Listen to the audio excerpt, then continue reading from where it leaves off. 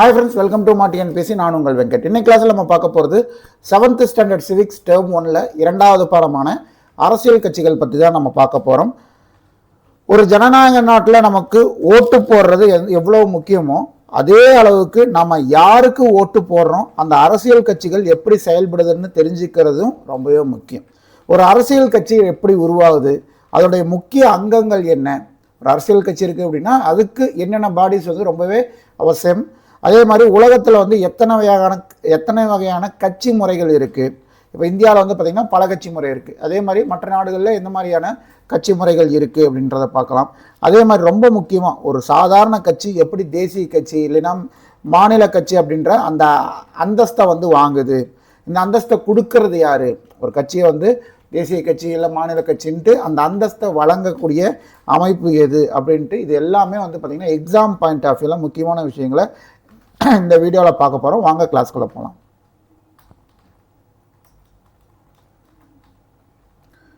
India 1950ஆம் ஆண்டு மக்களாட்சி நாடானது. ஏன்னா நம்ம ஒரு குடியரசு நாடாக வந்து அறிவிச்சுக்கிட்டோம் இல்லையா, அந்த நாடு தான் அந்த வருஷம்தான் நம்ம ஒரு மக்களாட்சி நாடாக ஆனோம். ஓகேங்களா, துடிப்பான ஒரு மக்களாட்சி நாட்டிற்கு ஒரு வலிமையான அரசியல் கட்சி முறை அப்படின்றது ரொம்பவே அவசியம். ஓகேங்களா, ஒரு மக்களாட்சி நாட்டிற்கு முதுகெலும்பாக இருக்கக்கூடியது அரசியல் கட்சிகள் தான். ஓகேங்களா, ஏன்னா அந்த அரசியல் கட்சிகள் தான் தேர்தலில் நிற்கும். அந்த தேர்தலில் நிற்கக்கூடிய பிரதிநிதிகளுக்கு தான் நாம் வாக்கு செலுத்துகிறோம்.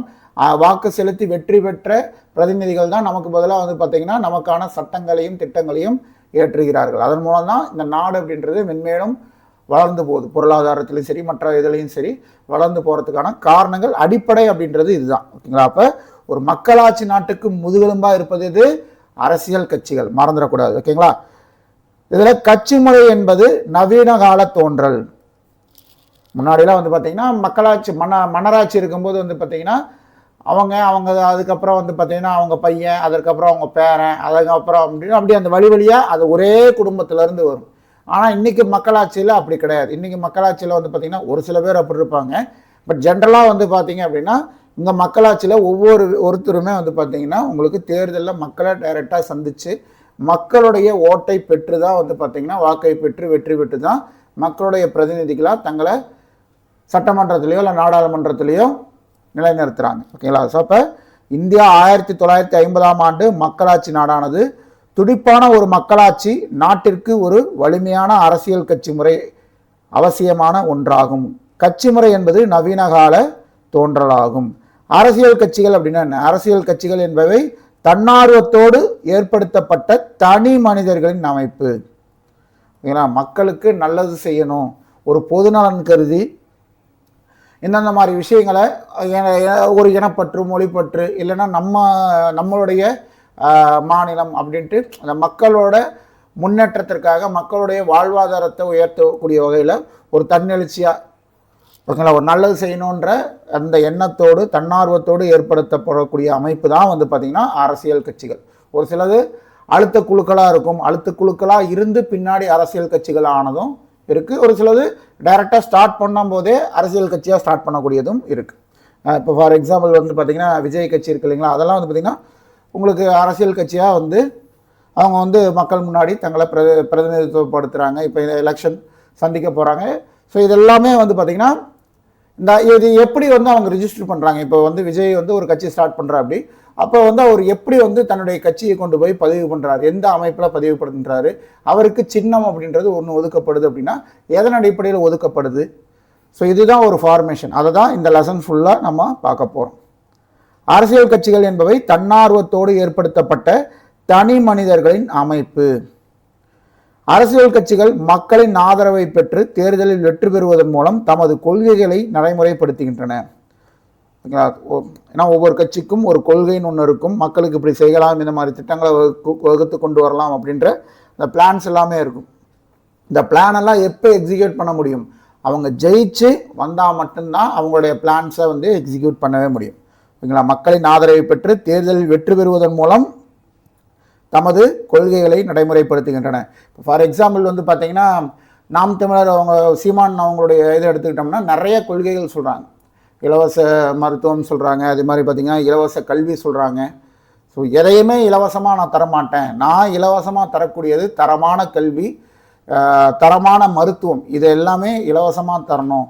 அதே மாதிரி நீர், ஓகேங்களா, இதெல்லாம் வந்து அவங்களுடைய கொள்கையாக இருக்குது. அதே மாதிரி வந்து நிறைய அரசு வேலை அப்படின்றது அதிகப்படுத்துது, எல்லாருக்கும் அரசு வேலை, ஆடு மாடு மேய்ப்பது கூட அரசு வேலை அப்படின்னு சொல்கிறாங்க. இதெல்லாம் வந்து யோசிக்கும் போது வந்து இதெல்லாம் சாத்தியமா அப்படின்னு நமக்கு தோணுது. இது அவங்களுக்கு இருக்கக்கூடிய கொள்கை, அதற்கான திட்டங்கள் அவங்க வச்சுருக்காங்க. பார்த்தீங்கன்னா ஸ்டேஜுக்கு வந்து பார்த்தீங்கன்னா இந்த எல்இடி டிஸ்பிளே வந்து அவரே ஒரு இது காட்டுவார். அப்படி சீமானே வந்து பார்த்தீங்கன்னா இன்னும் இதுதான் என்னுடைய பிளான் அப்படின்ட்டு விஷுவல்ஸாகவே காட்டுவார். அதெல்லாம் பார்க்கும்போது நமக்கு இது செயல்படுத்திட முடியுமா, நடைமுறை சாத்தியமா அப்படின்ற அந்த எண்ணங்கள் வரும். ஆனால் அது எப்போ வந்து மெய்ப்பிக்க முடியும் அப்படின்னா அவங்க ஜெயிச்சு வந்து உட்கார்ந்து மக்களுடைய ஆதரவு பெற்று தேர்தலில் வெற்றி பெற்று அவங்க வந்தாங்கன்னா தான் இதில் சொல்லக்கூடிய மாதிரி வந்து பார்த்திங்கன்னா அவங்களுடைய கொள்கை நடைமுறை சாத்தியமா இல்லையா அப்படின்றது தெரிய வரும். ஸோ அதற்கு மக்களின் ஆதரவு அப்படின்றது ரொம்பவே முக்கியம். எந்த ஒரு அரசியல் கட்சியாக இருந்தாலும் அவங்களுடைய கொள்கைகளை செயல்படுத்துவதற்கு வெற்றி பெற வேண்டும். அவர்கள் வெற்றி பெறுவதற்கு மக்களின் ஆதரவு அவசியம். எந்த ஒரு அரசியல் கட்சியும் பின்வரும் 3 அடிப்படை அங்கங்களை கொண்டது. ஒரு பேஸ் ஃபவுண்டேஷன், ஒரு கட்சிக்கு அப்படின்றதுக்கு ஃபவுண்டேஷன் ஒன்று இருக்கும். ஒரு கட்சின்னு இருந்தால் யார் தேவைணும், ஒரு கட்சிக்கு தலைவர் என்று ஒருத்தர் இருக்கணும். ஓகேங்களா, தலைவர் இல்லை அப்படின்னா அந்த கட்சி என்ன ஆகும், சின்னாபின்னம் ஆயிரும். ஏன்னா கடிவாளம் அப்படின்றது ஒருத்தர் கையில் இருந்துச்சுன்னா தான் அதை கண்ட்ரோல்டாக கொண்டு போக முடியும். இல்லைன்னா குதிரை என்ன ஆகும், தறிகெட்டு திரியும். செயல் உறுப்பினர்கள், ஒரு கொள்கை இருக்குன்னா அந்த கொள்கையை செயல்படுத்துவதற்கான செயல் உறுப்பினர்கள் ஒரு கட்சியில் இருக்கணும். சும்மா பிளான் மட்டுமே பண்ணிட்டு இருந்தா போதுமா? சும்மா காத்துலேயே வந்து நம்ம பில்டிங் கட்டலாம், ஆனால் அது வந்து உருவகம் படுத்தணும் அப்படின்னா என்ன, செயலில் இறங்கணும். அப்போ செயல் உறுப்பினர்கள் ஒரு கட்சிக்கு ரொம்பவே அவசியம். அடுத்தது தொண்டர்கள் இருக்கணும். தொண்டர்கள் இருந்தால் தான் அவங்களுடைய சப்போர்ட் தான் ஒரு கட்சி அப்படின்றது வளரும். அப்போ இவங்க இந்த 3 பேர் தான் வந்து பார்த்திங்கன்னா ஒரு அரசியல் கட்சிக்கு அடிப்படை அங்கங்கள். தலைவர், செயல் உறுப்பினர், தொண்டர்கள்.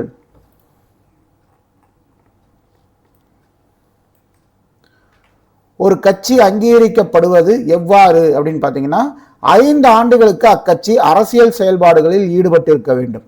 இப்போ நம்ம நினைக்கலாம், இப்போ விஜயோட கட்சி வந்து பார்த்திங்கன்னா உங்களுக்கு ஆரம்பித்து ஒரு 3 வருஷம்தான் ஆகுது. எப்படி வந்து அந்த கட்சி அங்கீகரிக்கப்பட்டிருக்குன்னு கேட்டிங்கன்னா இன்னும் அந்த கட்சி அங்கீகரிக்கப்படலை. ஓகேங்களா, முதல் எலெக்ஷன் தான் ஃபேஸ் பண்ணுறாங்க. ஸோ இன்னும் அந்த கட்சி அங்கீகரிக்கப்படலை. அப்போ அங்கீகரிக்கப்படணும் அப்படின்னா ஒரு சில கிரைட்டீரியாஸ் இருக்குது. இப்போ தேர்தலில் இத்தனை ஓட் பர்சன்டேஜ் எடுக்கணும், இல்லைன்னா இத்தனை தொகுதிகளில் வந்து வெற்றி பெறணும். ஸோ இந்த மாதிரி விஷயங்கள்லாம் இருக்குது. இதுவே நாம் தமிழர் எடுத்துக்கிட்டோம்னா நாம் தமிழர் ஒரு அங்கீகரிக்கப்பட்ட மாநில கட்சிக்கான அந்தஸ்து அப்படின்றது இருக்குது.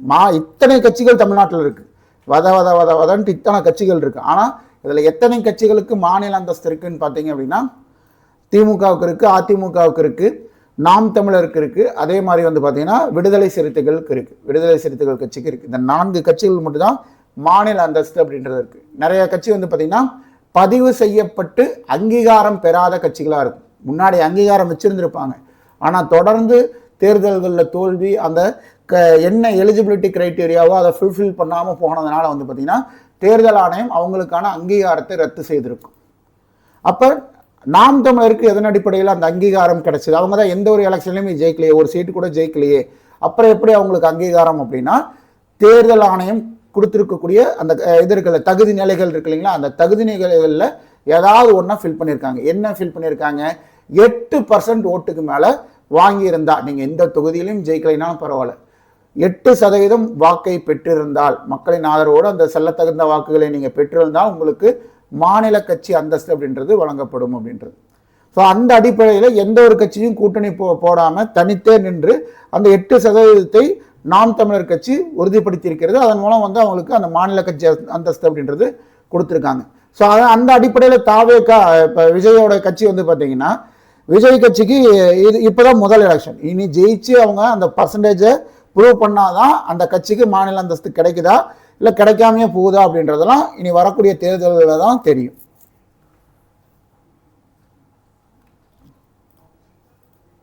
ஐந்து ஆண்டுகளாக அக்கட்சி அரசியல் செயல்பாடுகளில் ஈடுபட்டிருக்க வேண்டும்.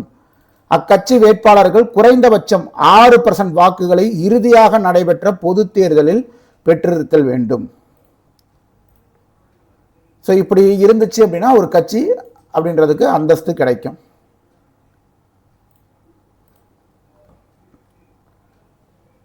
கட்சியின் தேர்தல் அறிக்கை, எலெக்ஷன் மேனிஃபெஸ்டோ கொடுப்பாங்க இல்லைங்களா. லாஸ்ட் டைம் வந்து பார்த்தீங்கன்னா, இப்போ ஃபார் எக்ஸாம்பிள் டிஎம்கே வந்து பார்த்தீங்கன்னா கடந்த முறை 2021 எலெக்ஷனில் உங்களுக்கு 511 தேர்தல் வாக்குறுதிகள் கொடுத்துருப்பாங்க. ஆனால் அந்த 511 தேர்தல் வாக்குறுதிகளும் தேர்தல் அறிக்கையிலிருந்து அத்தனை வாக்குறுதிகளும் நிறைவேற்றப்பட்டதான்னு கேட்டிங்கன்னா தெரியாது. ஓகேங்களா. ஏன்னா அவங்களே வந்து சொல்லும்போது ஒரு இடத்துல 90% நிறைவேற்றுன்னு சொல்கிறாங்க, ஒரு இடத்துல 70ன்றாங்க, 60ன்றாங்க, 80ன்றாங்க. அவங்களுக்கே தெரியல எத்தனை பர்சன்ட் வந்து நிறைவேற்றிருக்காங்க அப்படின்ட்டு. ஈவன் வந்து அரசு வேலை வாய்ப்பில் வந்து பார்த்திங்கன்னா 5 லட்சம் பணிகள் ஃபில் பண்ணுவோன்னு சொல்லியிருந்தாங்க. ஆனால் 5 லட்சம் பணிகள் ஃபில் பண்ணாங்களா? ஒன்றும் இல்லை. டிஎன்பிஎஸ்சி நம்ம பேசினோம்னா கூட 5 லட்சம் பணிகள் நிறைவேற்றப்பட்டதா? இது அவங்களுடைய தேர்தல் அறிக்கையாக இருந்துச்சு. அதை நிறைவேற்றினாங்களான்னு கேட்டிங்கன்னா கிடையாது. 50,000 கூட நிறைவேற்றலை. அது நம்மளே வந்து நிறைய இடத்துல வந்து எவ்வளவோ கோரிக்கையை வச்சும் அதற்கான போராட்டங்கள் நடத்தி எதற்குமே வந்து திமுக அரசு செவி சாய்க்கவே கிடையாது. ஓகேங்களா. லாஸ்ட் குரூப் 4 எக்ஸாம் கூட நம்ம பார்த்துருப்போம். அதே மாதிரி வந்து பார்த்திங்கன்னா 2 மாதத்துக்கு வந்து அதை மின் கட்டணம் வந்து பார்த்திங்கன்னா இபி ரீடிங் எடுக்கிறது 2 மாதத்துக்கு ஒரு டைம் எடுக்கிறதுன்றது 1 மாதத்துக்கு ஒரு டைம் எடுக்கிறோம் அப்படின்ற மாதிரி தேர்தல் அறிக்கை கொடுத்துருந்தாங்க. பட் அதுவும் செய்யலை. மதவிலக்கு சொல்லியிருந்திருப்பாங்க, அதையும் செய்யலை. நிறைய சொல்லி செய்யாமல் போனது நிறையா இருக்குது. ஓகேங்களா. ஸோ இந்த மாதிரி ஒவ்வொரு கட்சியுமே இப்போ ஏன் திமுக தேர்தல் அறிக்கை சொல்கிறோம் அப்படின்னா அவங்க தான் 2021 ஜெயிச்சு வந்தாங்க. ஓகேங்களா. ஸோ அதனால் அதை வச்சு நம்ம பேசுகிறோம்.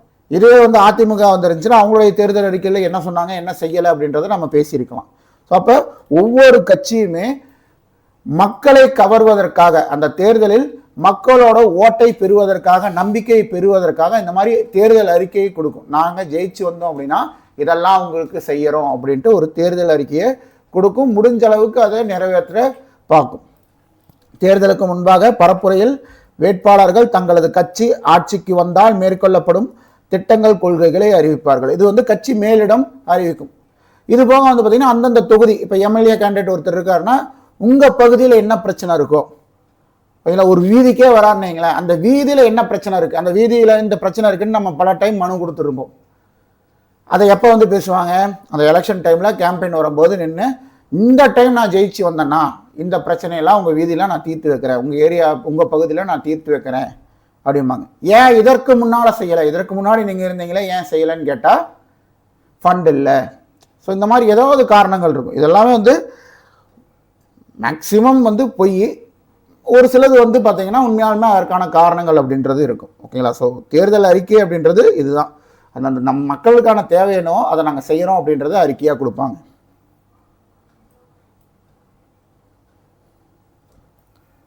கட்சி முறைகளின் வகைகள் 3 வகையான கட்சி முறை இருக்குது. நம்மளுடைய நாட்டில் இருக்கக்கூடிய கட்சி முறை அப்படின்றது பல கட்சி முறை. அப்போ பேலன்ஸ் வேற என்ன கட்சி முறை இருக்குன்னு பார்த்தீங்கன்னா ஒரு கட்சி முறை, இரு கட்சி முறைன்னு இருக்கு. ஒரு கட்சி முறை அப்படின்றது அந்த நாட்டில் ஒரே கட்சி தான் இருக்கும். அந்த கட்சியில இருந்து தான் வேற வேற நபர்கள் வந்து அதிபராகவோ இல்லை பிரதமராகவோ பதவி வகிப்பாங்க. ஓகேங்களா. இரு கட்சி முறை அப்படின்றதுல 2 கட்சி தான் மாறி மாறி இருக்கும். அதில் இருக்கக்கூடிய நபர்கள் தான் மாறி மாறி வருவாங்க. ஃபார் எக்ஸாம்பிள் சீனாவில் எடுத்துக்கிட்டிங்கன்னா சீனாவில் ஒரு கட்சி ஆட்சி முறை தான். வடகொரியாவில் ஒரு கட்சி ஆட்சி முறை தான். அமெரிக்காவில் எடுத்துக்கிட்டிங்கன்னா அமெரிக்காவில் இரு கட்சி ஆட்சி முறை. இங்கிலாந்துலேயும் இரு கட்சி ஆட்சி முறை. 2 கட்சி தான். அதுலேருந்து தான் மேலே மேலே வேற வேறாங்க மாறி மாறி வருவாங்க. ஓகேங்களா. இம்முறையில் ஒரே அரசியல் கட்சி மட்டும் அரசாங்கத்தை ஏற்படுத்தும் உரிமையை கொண்டிருக்கும். ஒரு கட்சி முறை பொது உடைமை நாடுகளான சீனா, வடகொரியா மற்றும் கியூபா ஆகிய நாடுகளில் நடைமுறையில் இருக்கின்றன. இருகட்சி முறை. இருகட்சி முறை இம்முறையில் 2 கட்சிகள் அதிகாரத்தை பங்கு கொள்ளும் வகையில் ஏற்படுத்தப்பட்டிருக்கும். இவற்றில் ஒன்று ஆளும் கட்சியாகவும் மற்றொன்று எதிர்கட்சியாகவும் செயல்படும். அப்போ ஒரு கட்சி ஆட்சி முறையில் எதிர்கட்சின்றதே இருக்காது. ஏன்னா இருக்கக்கூடியது ஒரு கட்சி, அதுல இருந்து தான் நபர்கள் வந்து செய்வாங்க. அப்போ எதுனா கிட்டத்தட்ட அது ஒரு சர்வாதிகாரி ஆட்சியுடைய அந்த போக்கில் தான் போகும். மற்றொன்று எதிர்கட்சியாகவும் செயல்படும். இருகட்சி முறை பிரிட்டன்ல வந்து பார்த்தீங்கன்னா தொழிலாளர் கட்சி, அதே மாதிரி பழமைவாத கட்சி அப்படின்ட்டு 2 கட்சிகள் இருக்கு. அதே மாதிரி அமெரிக்காவில் எடுத்துக்கிட்டோம்னா குடியரசுக் கட்சி மற்றும் ஜனநாயக கட்சி அப்படின்ட்டு 2 கட்சி இருக்கு. பல கட்சி முறை அதிகாரத்திற்கான போட்டி 3 அல்லது அதற்கு மேற்பட்ட கட்சிகளிடையே இருக்குமாயின் அது பல கட்சி முறை என அழைக்கப்படுகிறது. இம்முறை இந்தியா, பிரான்ஸ், ஸ்வீடன், நார்வே உள்ளிட்ட நாடுகளில் காணப்படுகிறது. இந்தியாவில் எத்தனை கட்சி இருக்குது? நமக்கு பின்னாடி ஒரு 100 பேர் இருந்தால் போதும், நம்ம வந்து ஒரு அரசியல் கட்சி ஸ்டார்ட் பண்ணிட முடியும். என்ன பண்ணணும்? தேர்தல் ஆணையத்தில் போய் பதிவு பண்ணணும். எனக்கு வந்து சப்போர்ட்டிவாக வந்து பார்த்திங்கன்னா ஒரு 100 பேர் இருக்கணும். அந்த 100 பேர்த்துக்கிட்டேயும் வந்து பார்த்திங்கன்னா ஓட்டர் ஐடி இருக்கணும். ஓகேங்களா? இது போக ஒரு சில டாக்குமெண்டேஷன் இது இருந்துச்சுன்னா நானும் ஒரு கட்சியை ஸ்டார்ட் பண்ணலாம். அதற்கான வழிவகை இந்தியாவில் இருக்குது. அதனால தான் இங்கே வந்து பார்த்திங்கன்னா பல கட்சி முறை அப்படின்றது இந்தியாவில் இருக்கக்கூடியது. இந்தியாவில் அரசியல் கட்சி முறை கூட்டாட்சி அமைப்பினை பின்பற்றும் நாடுகளில் 2 வகையான கட்சிகள் காணப்படுகிறது. ஓகேங்களா? இந்தியாவில் கட்சி முறை 19ஆம் நூற்றாண்டின் பிற்பகுதியில் தோன்றியது. உண்மையில் இந்தியாவில் உலகின் அதிக எண்ணிக்கையிலான கட்சிகள் காணப்படுகின்றன. இந்தியாவில் கட்சிகள் 3 படிநிலையில் அமைந்திருக்கிறது. 3 படிநிலை. என்னென்ன படிநிலை? 1 தேசிய கட்சிகள். ஓகேங்களா?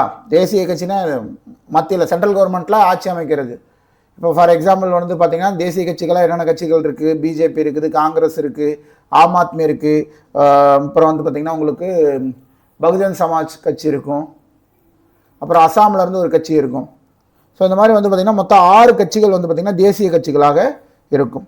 மாநில கட்சிகள் இப்போ நம்ம மாநிலத்தை எடுத்துக்கிட்டோம்னா டிஎம்கே இருக்குது, ஏடிஎம்கே இருக்குது, அப்புறம் வந்து பார்த்திங்கன்னா உங்களுக்கு தேமுதிக இருக்குது, நாம் தமிழர் இருக்குது, விடுதலை சிறுத்தைகள் கட்சி இருக்குது, பாட்டாளி மக்கள் கட்சி இருக்குது, அதுக்கப்புறம் அம்மா மக்கள் முன்னேற்ற கழகம் இருக்குது, வேற என்ன,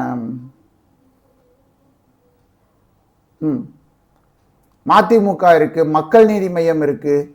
ஸோ இப்போ மதிமுக மக்கள் நீதி மையம்லாம் எடுத்துக்கிட்டோம்னு வச்சுக்கலாம். மதிமுக வந்து பார்த்தீங்கன்னா இப்போ தேர்தலில் போட்டிடுறாங்க. ஓகேங்களா? 2026 சட்டமன்ற தேர்தலில் போட்டிடுறாங்க. 4 சீட்டில் திமுக கூட்டணியில் போட்டிடுறாங்க. இப்போ இந்த 4 தொகுதியிலையும் அவங்க ஜெயிச்சாங்கன்னா அவங்க கட்சிக்கு வந்து பார்த்தீங்கன்னா ஒரு மாநில கட்சி அப்படின்ற அந்த அந்தஸ்து கிடைக்கணும். ஆனால் அந்த அந்தஸ்து கிடைக்குமான்னு கேட்டிங்கன்னா கேள்விக்குறி தான். ஏன் அப்படின்னா ஒரு கட்சி தனக்காக ஒதுக்கப்பட்ட தன்னுடைய கட்சிக்காக ஒதுக்கப்பட்ட சின்னத்தில் நின்று வெற்றி பெறும்போது தான் அது வந்து இந்த கிரைட்டீரியாவை ஃபுல்ஃபில் பண்ணும். அப்போ தான் அதுக்கு ஒரு மாநில கட்சி அப்படின்ற அந்தஸ்து கிடைக்கும். ஆனால் இப்போ மதிமுக நாம் எடுத்துக்கும் போது நிற்கக்கூடிய 4 தொகுதியிலையுமே உதயசூரியன் சின்னத்தில் நிற்குது, அதாவது திமுகவுடைய சின்னத்தில் நிற்குது. அப்போ அந்த 4 பேருமே வெற்றி பெற்றாலும் அவர்கள் யாருடைய எம்எல்ஏக்கள்? திமுகவுடைய எம்எல்ஏ தான் கன்சிடர் பண்ணுவாங்க. திமுக இப்போ சட்டமன்றத்துக்கே போகிறாங்கன்னா திமுக கொறடா என்ன உத்தரவு போடுதோ அந்த உத்தரவை தான் அவங்க மதிமுகவில் இருக்கக்கூடிய அந்த 4 எம்எல்ஏக்களுமே ஃபாலோ பண்ணணும். அவங்க கிட்டத்தட்ட திமுக எம்எல்ஏக்கள் தான். எந்த வகையிலையும் அவங்க மதிமுக எம்எல்ஏஸ்ன்ட்டு வைகோ அவர்கள் எந்த வகையிலையும் கிளைம் பண்ண முடியாது. ஸோ அப்போ என்ன ஆகுதுன்னா தேர்தல் ஆணையத்தை பொறுத்த வரைக்கும் மதிமுக இந்த தேர்தலை புறக்கணிச்சிருக்கு. மதிமுக நிற்கலை, தேர்தலில் நிற்கலை அப்படின்ற கணக்கு தான். அப்புறம் எப்படி வந்து மாநில கட்சி அந்தஸ்துன்றது கிடைக்காது. ஃபார் எக்ஸாம்பிள் இப்போ மக்கள் நீதி மையம் கமலஹாசன் அவருடைய கட்சி எடுத்துக்கிட்டோம்னா அவங்களுக்கும் அதே தான். நீங்களும் வந்து பார்த்தீங்கன்னா உதயசூரியனில் நிற்கணும் அப்படின்ற அந்த ஒரு டிமாண்ட் இருந்துச்சு. பட் அவங்க வந்து இல்லை நின்னோம்னா எங்களுடைய சின்னத்தில் தான் நிற்போம் அப்படின்ற அடிப்படையில் அவங்க தேர்தலையே புறக்கணிச்சிட்டாங்க. ஒன்றா நின்னா எங்கள் தேர்தல் சின்னத்தில் எங்களுடைய சின்னத்தில் நிற்கிறோம், அப்படி இல்லைன்னா நாங்கள் தேர்தலை புறக்கணிக்கிறோன்ட்டு தேர்தலையே புறக்கணிச்சிட்டு இப்போ வந்து ஆதரவு வெளியிலேருந்து ஆதரவு அப்படின்ற நிலைப்பாட்டில் மக்கள் நீதி மையம் கமலஹாசன் இருக்கு அப்படி. ஸோ இந்த மாதிரி தான் வந்து பார்த்தீங்கன்னா ஒரு கட்சி அந்த அந்தஸ்தை வாங்கணும் அப்படின்னா தேர்தலில் நின்று ஜெயிச்சு வாங்கணும்.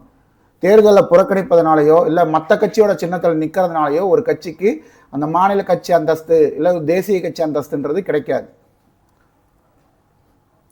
அப்போ இங்கே இருக்கக்கூடிய 3 படிநிலையில் இருக்கக்கூடிய கட்சிகள் என்ன? ஒன்று தேசிய கட்சி, இன்னொன்று மாநில கட்சி, இன்னொன்று பதிவு செய்யப்பட்ட அங்கீகரிக்கப்படாத கட்சி. அது நிறையவே இருக்கு. அதான் நான் சொன்னேன், பாமக இருக்கட்டும், தேமுதிக இருக்கட்டும், இந்த மாதிரி அம்மா மக்கள் முன்னேற்ற கழகம், அப்புறம் தமிழ்நாடு மாநில காங்கிரஸ், இந்த மாதிரி நிறைய கட்சிகள் இருக்குது. இப்போ வந்து பார்த்தீங்கன்னா தாவேக்கா இந்த கணக்கில் நம்ம எடுக்க முடியாது. ஏன்னா அவங்க அந்த ஒரு தேர்தலை ஃபேஸ் பண்ணாதான் தெரியும். ஒவ்வொரு கட்சியும் தேர்தல் ஆணையத்தில் பதிவு செய்து கொள்ளுதல் வேண்டும். இந்திய தேர்தல் ஆணையம் தேர்தல்களை நடத்துவதற்கு அதிகாரம் கொண்ட ஒரு சுதந்திரமான சட்டப்படியான அமைப்பு. இதன் தலைமை புதுடில்லியில் அமைந்துள்ளது. இதை பற்றி நம்ம வந்து பார்த்திங்கன்னா 9th ஸ்டாண்டர்டில் பார்த்துருப்போம். 9th ஸ்டாண்டர்டில் வந்து பார்த்திங்கன்னா தேர்தல் அரசியல் கட்சிகள் மற்றும் அழுத்த குழுக்கள் அப்படின்ற லெசன்லையும் பார்த்துருப்போம். அதே மாதிரி 11th ஸ்டாண்டர்டில் பொது கருத்து மற்றும் கட்சி முறையில் பார்த்துருப்போம். இதுபோக வந்து பார்த்திங்கன்னா உங்களுக்கு தேர்தல் மற்றும் பிரதிநிதித்துவம் 11th ஸ்டாண்டர்ட்னு ஒரு லெசனில் பார்த்துருப்போம். இதெல்லாம் தேர்தல் ஆணையத்தை பற்றி ரொம்ப இன்டெப்த்தாகவே நம்ம பார்த்துருப்போம். ஸோ அதுக்கான ஆர்டிகல்ஸ் என்ன, எங்கே இருக்குது, அவங்களுக்கு பவர்ஸ் என்ன, அவங்களுடைய ஊதியம் என்ன, யாருக்கு நிகரான பவர்ஸ் இருக்குது, அவங்கள யார் நியமிக்கிறா, பதவி நீக்கம் செய்யணும்னா அதற்கான முறை என்ன, எந்த ஆர்டிக்கல்லேருந்து எந்த ஆர்டிக்கல் வரைக்கும் தேர்தல் ஆணைய அமைப்போட ஆர்டிக்கல், அதுக்கான இது என்ன, விளக்கம் என்ன, இது எல்லாமே வந்து பார்த்திங்கன்னா அந்த லெசன்ஸில் நம்ம தெளிவாக பார்த்துருப்போம். ஒரு அரசியல் கட்சியை தோற்றுவிப்பது எப்படி? இந்திய தேர்தல் ஆணையத்தில் பதிவு செய்து கொள்ள வேண்டும். குறைந்தபட்சம் 100 உறுப்பினர்கள் இருக்கணும். ஒரு கட்சிக்கு மினிமம் 100 உறுப்பினர் இருக்கணும். அவர்கள் ஒவ்வொருவரும் வாக்காளர் அட்டையை கொண்டிருத்தல் வேண்டும். கட்சி அமைப்பு குறித்த ஆவணத்தை கொண்டிருத்தல் வேண்டும். இது இருந்துச்சுன்னா போதும், ஒரு அரசியல் கட்சியை உருவாக்கலாம். கட்சிகள் அங்கீகரிக்கப்படுவதற்கான நிபந்தனை இப்போ சொன்னோம் இல்லைங்களா? ஸோ அதோடைய இதுதான் அது. ஓகேங்களா? கட்சிகள் அங்கீகரிக்கப்படுவதற்கு என்னென்ன நிபந்தனைகள் இருக்குது? ஒரு கட்சி தேசிய கட்சியாக அங்கீகரிக்கப்படணும் அப்படின்னா மக்களவை தேர்தலில், பார்லிமெண்ட் எலெக்ஷன் இருக்கு இல்லைங்களா, மக்களவை தேர்தல் இல்லை அப்படின்னா 4 மாநிலங்களுடைய சட்டமன்ற தேர்தலில் செல்லத்தக்க மொத்த வாக்குகளில் 6% ஓட்டை வந்து வாங்கியிருக்கணும். ஓகேங்களா? ஏதர் மக்களவை தேர்தல், அப்படி இல்லைன்னா 4 மாநில சட்டமன்ற தேர்தல். ஓகேங்களா? மக்களவை தேர்தல் அப்படி இல்லைன்னா 4 மாநில சட்டமன்ற தேர்தலில் செல்லத்தக்க வாக்குகளில் 6% ஓட்டை வாங்கியிருக்கணும், 6% ஓட்டை வாங்கியிருக்கணும். அதோடு சேர்ந்து 1 அல்லது அதற்கு மேற்பட்ட மாநிலங்களில் 4 மக்களவை தொகுதிகளில் வெற்றி பெற்றிருக்கணும். ஓகேங்களா? 4 மக்களவை தொகுதிகளில் வெற்றி பெற்றிருக்கணும். ஒரே மாநிலத்தில் வந்து நீங்கள் 4 மக்களவை தொகுதியில் வெற்றி பெற்றிருந்தாலும் சரி, இல்லை ஒரு 3 மாநிலங்களை சேர்ந்து மக்களவை தொகுதி 4, ஓகேங்களா, ஒரு ஸ்டேட்டில் வந்து 1, இன்னொரு ஸ்டேட்டில் 1, இன்னொரு ஸ்டேட்டில் 2 வச்சுருந்தீங்கனாலும் ஓகே. ஸோ இதோட சேர்ந்தது இது தனி கிடையாது, இதோட சேர்ந்தது இது. இப்படி இருந்தால் உங்களுக்கு தேசிய கட்சி அந்தஸ்து கிடைக்கும். அப்படி இல்லை அப்படின்னா கடைசியாக நடைபெற்ற மக்களவை தேர்தலில் குறைஞ்சபட்சம் 3 மாநிலங்களில் 2% தொகுதிகளில் ஜெயிச்சிருக்கணும். 3 மாநிலங்களில் 2% தொகுதிகளில் ஜெயிச்சிருந்தீங்கன்னா உங்களுக்கு தேசிய கட்சி அப்படின்ற அந்தஸ்து கிடைக்கும். இப்போ ஆம் ஆத்மிலாம் எடுத்துக்கிட்டிங்கன்னா 4 மாநிலங்களில் வந்து பார்த்தீங்கன்னா அவங்க மாநில கட்சி அந்தஸ்து வச்சுருக்காங்க. ஓகேங்களா? ஆம் ஆத்மி 4 மாநிலங்களில் மாநில கட்சி அப்படின்ற அந்தஸ்து வச்சுருக்காங்க. அதன் அடிப்படையில் வந்து பார்த்திங்கன்னா அந்த கட்சிக்கு தேசிய கட்சி அப்படின்ற அந்தஸ்து வழங்கப்பட்டிருக்கு. இதுவே மாநில கட்சி அப்படின்றதுக்கான அங்கீகாரம் பெறுவதற்கு என்ன பண்ணணும்? மாநில சட்டப்பேரவைக்கான தேர்தலில் செல்லத்தக்க வாக்குகளில் குறைந்தபட்சம் 6% வாக்குகளை பெற்றிருக்கணும். ஒவ்வொரு 25 தொகுதிகளுக்கும் ஒரு மக்களவை தொகுதி. இப்போ ஃபார் எக்ஸாம்பிள் தமிழ்நாட்டை பொறுத்த வரைக்கும் 39 மக்களவை தொகுதி இருக்கா? அப்போ இதில் 25 தொகுதிக்கு ஒரு தொகுதியில் ஜெயிச்சிருக்கணும். அப்போ 39 அப்படிங்கும்போது மினிமம் 2 மக்களவை தொகுதியில் ஜெயிச்சிருக்கணும். 39 தொகுதியில் 2 மக்களவை தொகுதியில் ஜெயிச்சிருக்கணும். இல்லை அப்படின்னா சட்டப்பேரவை தேர்தலில் குறைஞ்சபட்சம் 2 தொகுதியில் ஜெயிச்சிருக்கணும். ஓகேங்களா? ஒன்றா 39 மக்களவை தொகுதியில் 2 தொகுதியில் ஜெயிச்சிருக்கணும், இல்லைன்னா 234 சட்டப்பேரவை தொகுதிகளில் 2 தொகுதிகளில் ஜெயிச்சிருக்கணும். எது திஸ் ஆர் தட், எது ஜெயிச்சிருந்தீங்கன்னா உங்களுக்கு மாநில கட்சி அப்படின்ற அந்தஸ்து வழங்கப்படும். சட்டப்பேரவையில் மொத்த தொகுதி அப்படி இல்லை அப்படின்னா சட்டப்பேரவையில் மொத்த தொகுதிகளில் குறைஞ்சபட்சம் 3% தொகுதிகளில் ஜெயிச்சிருக்கணும். ஓகேங்களா? ஃபார் எக்ஸாம்பிள் இப்போ 234 தொகுதி இருக்குன்னு வச்சுக்கோங்க. 234 தொகுதியில் 3%ன்றது எவ்வளவு? 1% அப்படின்றது 2. அப்போ வந்து ஒரு 7 தொகுதியில் ஜெயிச்சிருக்கணும். ஸோ அப்போ நம்ம இதையே இந்த இடத்துலையே இது ஃபுல்ஃபில் ஆகிடும். ஸோ இப்படி இருந்துச்சுன்னா ஒரு மாநில கட்சி அப்படின்ற அந்தஸ்து கிடைக்கும். இந்த 8% அப்படின்றது 2011 கொண்டு வந்தது. ஓகேங்களா? ஸோ 8% ஓட்டு நீங்கள் எந்த தொகுதியிலையும் ஜெயிக்கலைனாலும் பரவாயில்ல, 8% ஓட்டு நீங்கள் எடுத்திருந்தீங்கன்னா நடந்து முடிஞ்ச கடைசி தேர்தலில், ஓகேங்களா, அது மக்களவை தேர்தலோ மாநில சட்டமன்ற தேர்தலோ எந்த தேர்தலாக இருந்தாலும் 8% ஓட்டு நீங்கள் வாங்கியிருந்தீங்கன்னாவே உங்களுக்கு மாநில கட்சி அப்படின்ற அந்தஸ்து கிடைக்கும் அப்படின்றது இன்னொரு க்ரைட்டீரியா. அது இங்கே மென்ஷன் பண்ணலை. ஓகேங்களா, இது 2011 வந்தது. இதன் அடிப்படையில் வந்து பார்த்திங்கன்னா உங்களுக்கு அதான் வந்து பார்த்திங்கன்னா நாம் தமிழருக்கு அந்த மாநில கட்சி அந்தஸ்து கிடைச்சது. கடந்த மக்களவைத் தேர்தலில் 8.19% வாக்குகளை நாம் தமிழர் கட்சியை பெற்றது. இது போக வந்து பார்த்திங்கன்னா சுயேட்சை வேட்பாளர் என்பவர் எந்த கட்சியிலும் சேராமல் நான் வந்து ஒரு இண்டிவிஜுவல் கேண்டிடேட்டாக வந்து எம்எல்ஏ எலெக்ஷனில் நிற்கணும் அப்படின்னா நான் நிற்க முடியும். ஓகேங்களா, நான் எந்த கட்சியிலையும் சேரல, ஆனால் நான் வந்து எம்எல்ஏ கேண்டிடேட்டாக நிற்கணும் அப்படின்னா நான் சுயேட்சையாக தேர்தலை சந்திக்கலாம். அதற்கு முன்மொழிபவர்கள் வெளிமொழிபவர்களுடைய எண்ணிக்கை அப்படின்றது அதிகம். ஒரு கட்சி சார்பாக நிற்கும் போது, ஒரு அங்கீகரிக்கப்பட்ட கட்சியின் சார்பாக நிற்கும் போது உங்களுக்கு அந்த முன்மொழிபவர்களுடைய எண்ணிக்கை கம்மி, அந்த ப்ரொசீஜர்ஸ் கொஞ்சம் ஈஸியாக இருக்கும். இதே ஒரு சுயேட்சையாக இருக்கும்போது என்னுடைய அந்த என்ன சொல்கிறது விண்ணப்பம் அப்படின்றது நிராகரிக்கப்படுவதற்கான வாய்ப்புகள் இருக்குது. ஃபார் எக்ஸாம்பிள் வந்து இப்போ எடப்பாடி தொகுதி எடுத்துக்கங்களேன். இப்போ 2026 சட்டமன்ற தேர்தலுக்கு எடப்பாடி தொகுதியில் வந்து தாவேகாவுடைய விண்ணப்பம் வந்து நிராகரிக்கப்பட்டிருக்கு. ஓகேங்களா, ஸோ அது என்ன ஃபில் பண்ணுமோ அந்த விஷயத்தை கரெக்டாக நம்ம ஃபில் பண்ணல, இல்லை வேறு ஏதாவது ரீசன்ஸ்னால அது நிராகரிக்கப்படுவதற்கான வாய்ப்புகள் இருக்குது. இதுவே ஒரு அங்கீகாரம் பெற்ற கட்சின்னா இந்த மாதிரி நிராகரிக்கப்படுவதற்கான வாய்ப்புகள் மிகவுமே குறைவு. அங்கீகரிக்கப்பட்ட கட்சிகள், மேலே தெரிவித்த நிபந்தனைகளை பூர்த்தி செய்த கட்சிகள் அங்கீகரிக்கப்பட்ட கட்சிகள் என அழைக்கப்படும். அவற்றிற்கு தேர்தல் ஆணையத்தால் சின்னம் ஒன்று ஒதுக்கீடு செய்யப்படும். ஓகேங்களா, ஒன்ஸ் நீங்கள் அங்கீகரிக்கப்பட்டுட்டீங்க அப்படின்னா உங்கள் கட்சிக்குன்ட்டு ஒரு சின்னம் அலாட் பண்ணுவாங்க. ஃபார் எக்ஸாம்பிள் இப்போ நம்ம நாம் தமிழரை எடுத்துப்போம். நாம் தமிழர் எடுத்துக்கிட்டோம்னா ஃபஸ்ட்டு வந்து பார்த்தீங்கன்னா கரும்பு விவசாயி அப்படின்ற மாதிரி ஒரு சின்னம் கொடுத்துருந்துருப்பாங்க. ஓகேங்களா, அந்த கரும்பு விவசாயி அவங்க வந்து போய் கேட்டது வந்து பார்த்தீங்கன்னா வேறு சில சின்னங்கள் கேட்டிருந்துருப்பாங்க. இது புலி கொடுங்க, இல்லை அது கொடுங்க, இது கொடுங்கன்னு கேட்டிருப்பாங்க. அப்படி கேட்கக்கூடியது இப்போ வந்து பார்த்திங்கன்னா விலங்குகளை வந்து தேர்தல் சின்னம் கட்சிகளுடைய சின்னமாக வந்து தேர்தல் ஆணையம் வழங்குறதில்ல, முன்னாடி கொடுத்துருந்தாங்க. அதன் அடிப்படையில் தான் வந்து யானையெல்லாம் வந்து பார்த்திங்கன்னா பகுஜன் சமாஜுக்கு கொடுத்தது. அப்போ இப்போ அது வந்து வழங்கப்படுவதில்லை.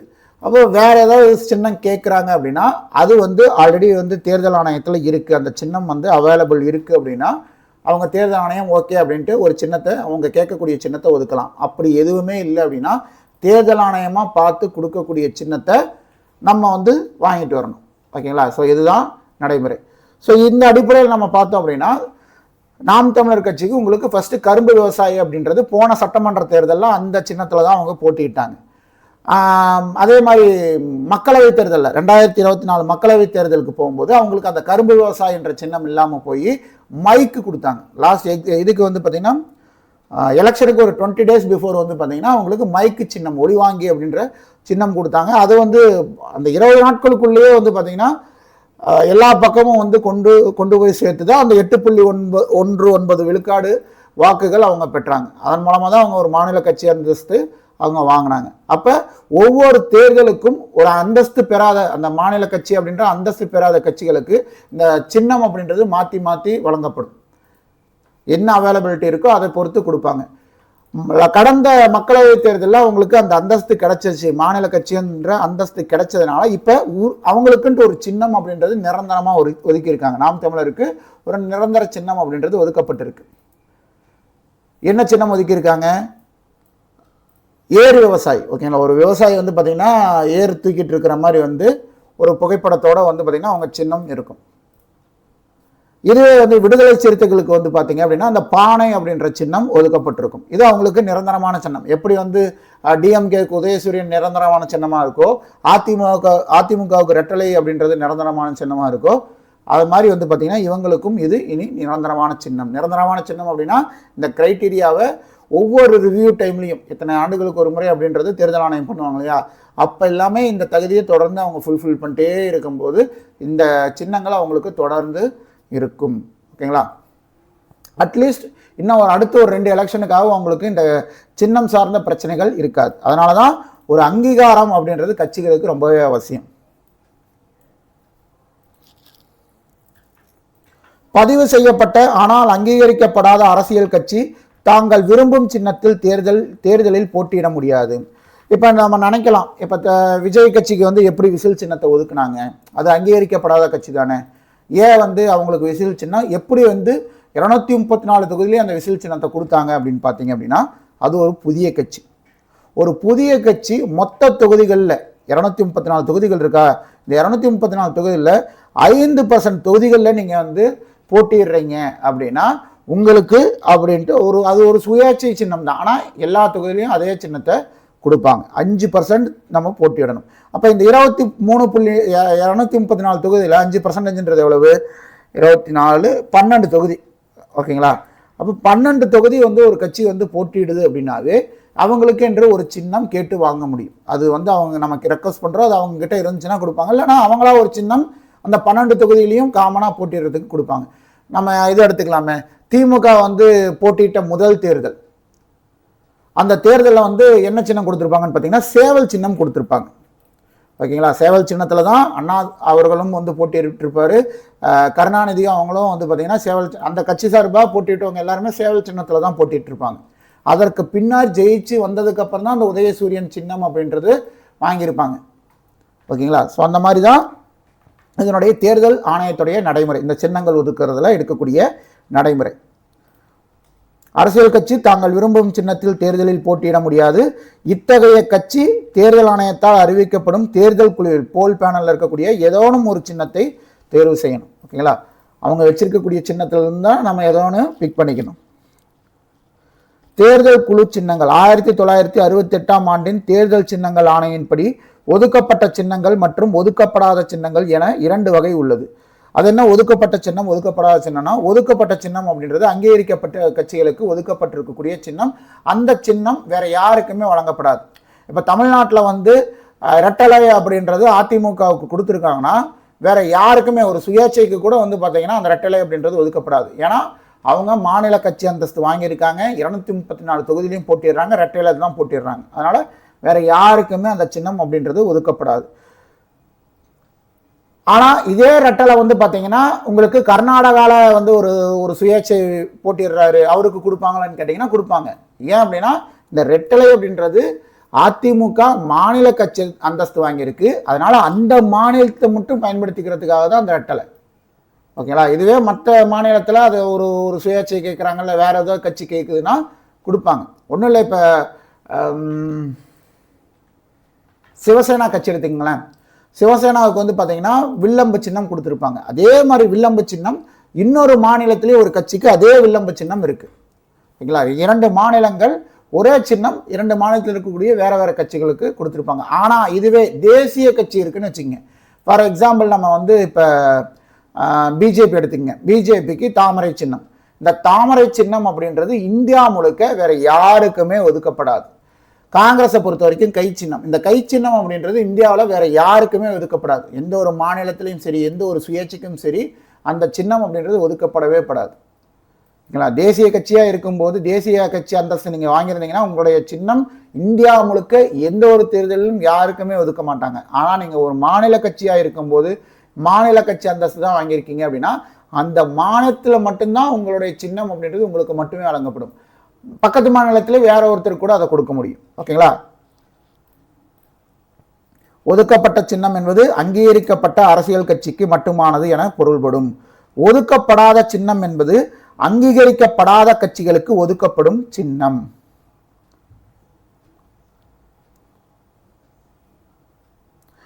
இதுக்கு நம்ம எப்படி சொல்லலாம், ஆக்சுவலாக வந்து பார்த்தீங்கன்னா மதிமுகவுக்கு வந்து வைகோ அவருடைய கட்சி இருக்கு இல்லைங்களா, மறுமலர்ச்சி திராவிட முன்னேற்ற கழகம், அந்த கட்சிக்கு வந்து பார்த்தீங்கன்னா பம்பரம் தான் வந்து சின்னமாக இருந்துச்சு. 1996 அவர் வந்து திமுகலேருந்து வெளியே வந்து அவர் தனியாக வந்து நிற்கும் போது பம்பரம் சின்னம் அவருக்கு ஒதுக்கப்பட்டது. அதோட அவங்களுடைய அடையாளமாகவே இருந்துச்சு அந்த பம்பரம் சின்னம் அப்படின்றது. ஆனால் இப்போ அவங்களுக்கு அந்த அந்தஸ்து, மாநில கட்சி அந்தஸ்துன்றது போய் கடைசியாக வந்து பார்த்தீங்கன்னா லாஸ்ட்டு மக்களவை தேர்தலே சம்திங், இடைத்தேர்தலையோ சம்திங் ஏதோ வந்து பார்த்தீங்கன்னா வைகோவுடைய மகன் துரை வைகோ வந்து பார்த்தீங்கன்னா திருச்சியில் ஒரு தொகுதியில் வந்து போட்டி போடுறாரு. அப்போ வந்து உதயசூரியன் சின்னத்தில் அவங்கள போட்டி போடுங்க அப்படின்ற மாதிரி ரெக்வஸ்ட் பண்ணி, இல்லை நான் வந்து எங்கள் இதில் தான் வந்து போட்டிடுவேன், எங்களுடைய சின்னத்தில் தான் போட்டிடுவேன் அப்படிங்கும்போது அவங்களுக்கு அந்த பம்பரம் சின்னம் இல்லை. அப்படிங்கும்போது சுயேட்சையாக தீப்பெட்டி சின்னத்தில் நின்று துரை வைகோ அவர்கள் வெற்றி பெற்றார். ஓகேங்களா? அவங்களுடைய சின்னமே இழந்துருவாங்க. ஸோ அதுதான் ஒதுக்கப்படாத சின்னம் என்பது அங்கீகரிக்கப்படாத கட்சிகளுக்கு ஒதுக்கப்படும் சின்னம். அவங்க அந்த பம்பரத்துக்கு கிளைம் பண்ண முடியாது. தேர்தல் ஆணையம் கொடுக்கக்கூடிய சின்னத்தை எடுத்துக்க வேண்டிய அந்த நிலைமைக்கு ஆளாயிருவாங்க. அதனால தான் இந்த விஷயம், ஓகேங்களா. ஒதுக்கப்படாத சின்னம் என்பது அங்கீகரிக்கப்படாத கட்சிகளுக்கு ஒதுக்கப்படும் சின்னம். புரிஞ்சுதுங்களா? ரொம்ப டெப்த்தாக எக்ஸ்பிளைன் பண்ணுறேன், பட் தெரிஞ்சுக்கிங்க, ஓகேங்களா. ஸோ எல்லாருக்கும் வந்து பார்த்திங்கன்னா இது இந்த அரசியல் கட்சிகள் சார்ந்து தேர்தல் முறை சார்ந்து எல்லாமே நம்ம டெப்த்தாக தெரிஞ்சுக்கிறது ரொம்பவே அவசியம். பெரும்பான்மை கட்சி தேர்தலில் எந்த கட்சி அதிக தொகுதிகளில் வெற்றி பெறுதோ, தொகுதிகளில் வெற்றி பெற்று அந்த ஆட்சி அமைக்க தேவையான அந்த மெஜாரிட்டி பார்டரை கிராஸ் பண்ணுறாங்களோ அவங்க தான் பெரும்பான்மை கட்சி அப்படின்னு சொல்கிறோம், ஓகேங்களா. தேர்தலில் ஒரு அரசியல் கட்சியின் வேட்பாளர்கள் மற்ற கட்சிகளின் வேட்பாளர்களை விட அதிக எண்ணிக்கையில் தேர்வு பெற்றிருப்பின் அக்கட்சியானது பெரும்பான்மை கட்சி என அழைக்கப்படுகிறது. ஜெயிக்கலாம், ஓகேங்களா. 98 100ன்னு வச்சுக்கோங்களேன். 98 கம்பேர் பண்ணும்போது 100 வந்து மெஜாரிட்டி தான், ஜாஸ்தி தான். ஆனால் அது ஆட்சி அமைக்க தேவையான இது வந்து பார்த்தீங்கன்னா 118. இப்போ தமிழ்நாட்டிலேயே எடுத்துக்குமே 234, 50% ப்ளஸ் ஒன் சீட் எக்ஸ்ட்ரா இருக்கணும். அப்போ 50% எவ்வளவு? 117 சீட்டு. அப்போ அதோட சேர்த்து ஒன்று சேர்த்தணும்னா 118 தொகுதியில் வெற்றி பெற்றிருந்தால் தான் மெஜாரிட்டி. அப்போ 100 தொகுதியில் தான் வெற்றி பெற்றிருக்கோம். அப்படிங்கும்போது என்ன ஆகுது? நம்ம மெஜாரிட்டின்னு சொல்லலாம். நமக்கு 2ஆம் நிலையில் இருக்கவங்க கூட நம்ம ஜாஸ்தி அதிகமான சீட்டு வின் பண்ணியிருக்கோம். ஆனால் இந்த 100 சீட்டை வச்சுக்கிட்டு நம்ம ஆட்சி அமைக்க முடியுமா? அமைக்க முடியாது. ஏன்னா நாளைக்கு நம்பிக்கையில்லா தீர்மானம் வந்துச்சு அப்படின்னா மெஜாரிட்டி காட்ட முடியாது. ஏன்னா மெஜாரிட்டிக்கு 118 சீட்டு வேணும். 100 சீட்டை வச்சுக்கிட்டு மெஜாரிட்டி காட்ட முடியாது, ஆட்சி கவிழ்ந்துடும். அப்போ என்ன ஆகும்? தொங்கு சட்டசபை அமையும். அது என்ன தொங்கு சட்டசபை அப்படின்னா, இவங்க வந்து இது ஒரு கட்சின்னு வச்சுக்கங்க, இது வந்து ஏன்னு வச்சுக்கங்க, இந்த கட்சி ஒரு பின்னு வச்சுக்கோங்க, ஓகேங்களா. இப்போ பி கட்சி 100 சீட்டு வின் பண்ணியிருக்கு. இந்த பி கட்சி கூட வந்து பார்த்தீங்கன்னா ஒரு 4 கட்சி அலையன்ஸ் வச்சிருக்கு, கூட்டணி வச்சிருக்குன்னு வச்சுக்கோங்க. அந்த கட்சிக்கு வந்து CDEன்னு வச்சுக்கோங்க. இப்போ இந்த 3 கட்சியும் சேர்ந்து ஒரு 24 சீட்டை வின் பண்ணியிருக்குன்னு வச்சுக்கோங்க. அப்போ இவங்களுடைய ஆதரவை பெற்றுதான், இந்த 3 கூட்டணி கட்சிகளுடைய ஆதரவை பெற்றுதான் இவங்க 124 சீட்டு 124 எம்எல்ஏடைய ஆதரவு எனக்கு இருக்கு அப்படின்ட்டு ஆட்சி அமைக்க ஆளுநரிடம் உரிமை கோர முடியும். அப்ப இவங்களுடைய ஆட்சி அப்படின்றது எது வரைக்கும் இருக்கும்? இந்த CDE கட்சிகள் ஆதரவு வழங்கும் வரை மட்டுமே இருக்கும். இவங்க ஆதரவை வாபஸ் வாங்கினாங்கன்னா இந்த பி கட்சி ஆட்சி கவிழ்ந்துடும். ரொம்ப சிம்பிள், ஓகேங்களா. அப்ப என்ன ஆகும்? இந்த கட்சி இவங்களுக்கு ஃபேவர் பண்ற மாதிரி இல்லை இவங்களை சரின்ட்டு அனுசரித்து போகக்கூடிய ஒரு நிலைமை அப்படின்றது இருக்கும். இந்த மாதிரி ஒரு சூழ்நிலை இருந்திருக்கு. அதுதான் வந்து பார்த்தீங்கன்னா அம்மையார் ஜெயலலிதா அவர்கள் சொல்லியிருப்பாங்க, மைனாரிட்டி திமுக அரசு, மைனாரிட்டி திமுக அரசு அப்படின்னு சொல்லியிருப்பாங்க. எப்போ இந்த கவர்மெண்ட் ஃபார்ம் பண்ணது? 96லேயோ 96 ஆமாம், 96ல் ஃபார்ம் பண்ண டிஎம்கே கவர்மெண்ட்டை தான் வந்து அம்மையார் அவர்கள் மைனாரிட்டி திமுக அரசு, மைனாரிட்டி திமுக அரசுன்னு சொல்லியிருப்பாங்க. எதற்காக அந்த அந்த ஒரு அடையாள குறியீடாக வந்து தொடர்ந்து அம்மையார் சொல்லியிருப்பாங்கன்னு பார்த்தீங்கன்னா, அந்த இதில் வந்து பார்த்தீங்கன்னா எலெக்ஷனில் டிஎம்கே அந்த வேணுன்ற இந்த மேஜிக் நம்பர் 118 சீட்டை வின் பண்ணியிருக்க மாட்டாங்க. கூட்டணி கட்சிகளுடைய ஆதரவு அடிப்படையில் தான் வந்து பார்த்தீங்கன்னா ஆட்சியை அந்த 5 வருஷ ஆட்சியும் நடத்தியிருப்பாங்க. அதனால தான் அந்த மைனாரிட்டி அரசு அப்படின்ட்டு சொல்கிறதுக்கான காரணம். ஏன்னா எந்நேரமும் அந்த கூட்டணி கட்சிகள் ஆதரவை வாபஸ் பெறும்போது ஆட்சி கவிழக்கூடிய சூழ்நிலை அப்படின்றது உருவாகும்.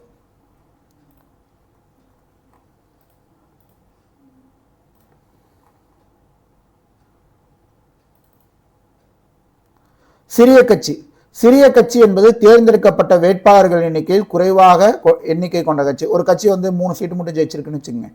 அந்த கட்சி வந்து 234 3 சீட்டு தான் ஜெயிச்சிருக்கு அப்படின்னா அந்த கட்சி சின்ன கட்சி, சிறிய கட்சி அப்படின்னு சொல்லுவோம். எதிர்கட்சி இப்போ 98 சீட்டு வாங்குச்சு இல்லையா, இதில் நம்ம 98 சீட்டு பார்த்தோம் இல்லையா, ஏ கட்சி. இந்த கட்சி தான் வந்து எதிர்கட்சி.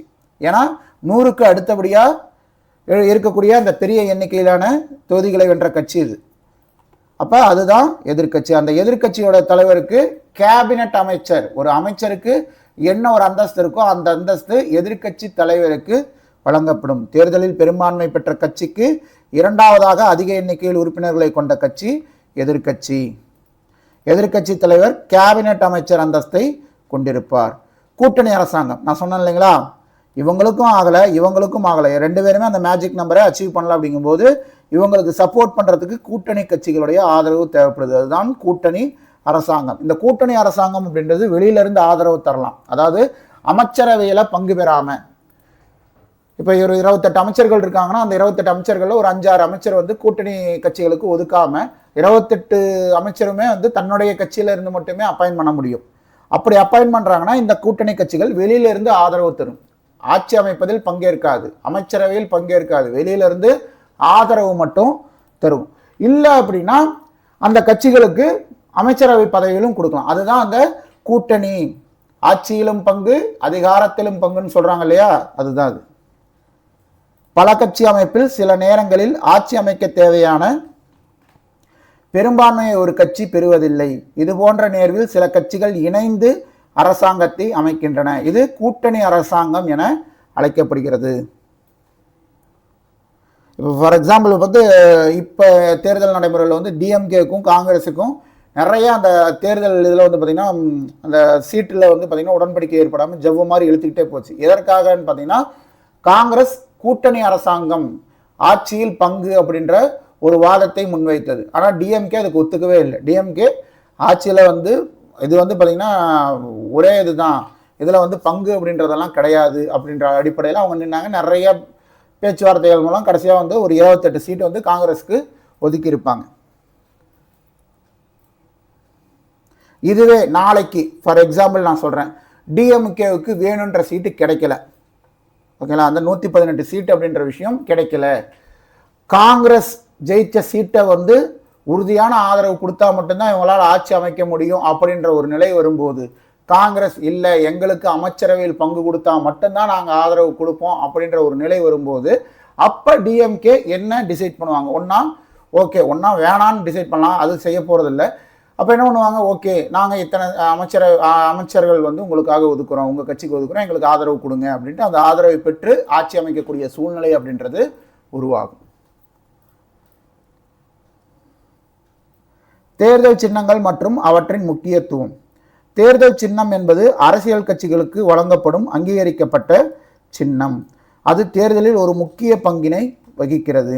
ஏன்னா சின்னத்துக்கு அந்த அளவுக்கு வேல்யூ இருக்கு. பட் ரெட்டலைன்னு நம்ம எடுத்துக்கிட்டோம்னா அந்த ரெட்டலைக்கு அந்த சின்னத்துக்கு தான் மதிப்பு, ஓகேங்களா. அந்த சின்னத்தில் யார் நிற்கிறா அப்படின்றதெல்லாம் இந்த செகண்டரி தான். ஏன்னா அந்த ரெட்டலைன்ற சின்னம் மக்கள் மனசில் ஆழ பதிஞ்சிருக்கும். உதயசூரியன் அப்படின்ற சின்னம் மக்கள் மனசில் ஆழமாக பதிஞ்சிருக்கு. ஏன்னா அதனுடைய வரலாறு அப்படி, ஓகேங்களா. ஸோ உதயசூரியன் நம்ம எடுத்துக்கிட்டோம்னா அது அறிஞர் அண்ணாவுடைய கட்சி, திராவிட முன்னேற்ற கழகம் அப்படின்றது அந்த கட்சியை தோற்றுவித்தவர் யார்? அறிஞர் அண்ணா அவர்கள் தோற்றுவித்தது. அப்போ மாணவர்கள் போராட்டம், இந்த தமிழுக்காக இந்திய எதிர்ப்பு போராட்டம் இப்படிங்கும்போது வந்து பார்த்திங்கன்னா மாணவர்கள் மனசுலையும் சரி, அப்போ இருந்த மக்கள் மனசுலையும் சரி அந்த கட்சி அப்படின்றது ஆழ வேறொன்று இருக்கும். ஒரு போராட்டத்தின் மூலமாக, ஒரு இன எழுச்சியின் மூலமாக மக்கள் மனசில் ஆழ வேறொன்று இருக்கும் அந்த கட்சி. அப்போ அந்த சின்னத்துக்கு தான் வந்து அங்கே வேல்யூ. அந்த சின்னத்தில் யார் நின்னாலும் ஜெயிக்க முடியும். ஏன்னா அந்த கட்சிக்கு அந்த சின்னம் தான் மதிப்பளிக்குது. அதே தான் இங்கே ரெட்டலையிலையும், ஓகேங்களா. ஸோ இதுவே வந்து ஃபார் எக்ஸாம்பிள் இப்போ வந்து எடப்பாடி அவர்கள் வந்து அந்த சின்னத்திலேருந்து வெளியே போய் அவர் ஒரு தனியாக ஒரு கட்சி ஸ்டார்ட் பண்ணி அவர் ஒரு சின்னத்தில் நிற்கிறாருன்னா இப்போ அவருக்கு கிடைக்கக்கூடிய அந்த மதிப்பு அப்படின்றது அப்போ கிடைக்குமான்னு கேட்டிங்கன்னா தெரியாது. ஏன்னா இப்போ அவர் கையில் ரெட்டலை இருக்குது. அந்த ரெட்டலையை வந்து அவர் யூஸ் பண்ணுறதுனால, அந்த சின்னத்தை யூஸ் பண்ணுறதுனால தான் அவருக்கு அந்த மவுசு. உதயசூரியனை யூஸ் பண்ணுறதுனால தான் திமுகவுக்கு மவுசு.